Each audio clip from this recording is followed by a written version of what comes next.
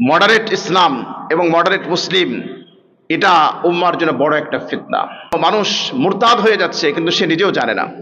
একসময় মানুষ মুরতাদ হতো, বুঝতো যে আমি মুরতাদ হয়েছি, আমি কাফের হয়েছি, কিন্তু এখন মানুষ মুরতাদ হয়ে যাচ্ছে, এখন মানুষ ইসলাম থেকে বের হয়ে যাচ্ছে কিন্তু সে বুঝতেই পারে না।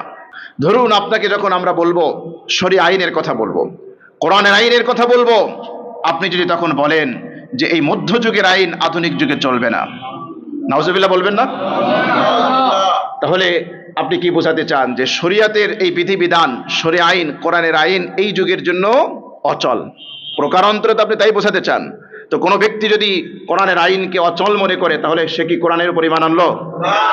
কোরআনের উপর ঈমান আনলো? এরকম মানুষ আছে না আমাদের সমাজে?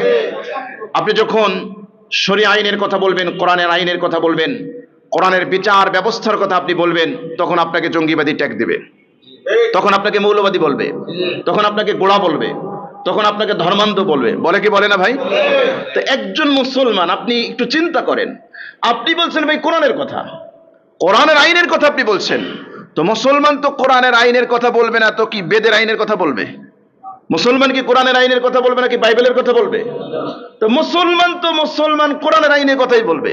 তো আপনি যখন কোরআনের আইনের কথা শুনে আপনি যখন বাঁকা চোখে তাকান, আপনার ভুরুটা কুঞ্চিত হয়, আপনি ট্রোল করেন, আপনি ট্যাগিং করেন, আপনি ব্লেমিং করেন, তাহলে আপনি মুসলিম হবেন কেমনে?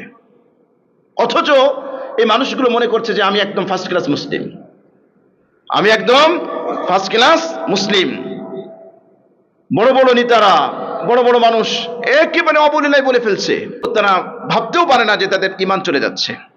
আপনি যখন কোরআনের আইনের কথা বলবেন, শরীয়ত আইনের কথা বলবেন, তখন যদি বলে যে বাংলাদেশের মানুষ এই শরীয়ত আইন চায় না, বাংলাদেশের মানুষ শরীয়ত আইন গ্রহণ করার জন্য উপযুক্ত না, এই ধর্মান্ধতা, বাংলাদেশের মানুষ লিবারেল ডেমোক্রেসি চায়, বাংলাদেশের মানুষ এই ধর্মান্ধতা চায় না, গোলামি চায় না, তাহলে আপনি কি বোঝাতে চান?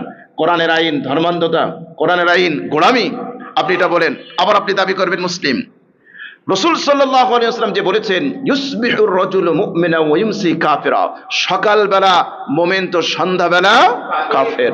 এমনি এমনি তো বলেন নাই ভাই, এমনি এমনি তো বলেন নাই। পর্দার বিধান আপনি আলোচনা করবেন, পর্দার বিধানের কথা বলবেন, আপনাকে উল্টা সিধা শোনাবে।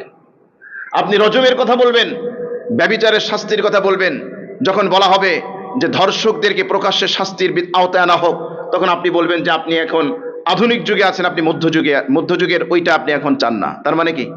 আপনি কটাক্ষ করলেন যে মধ্যযুগের সেই বর্বরতা, ওইটা কোরআনের আইন, নাউজুবিল্লাহি মিন যালিক।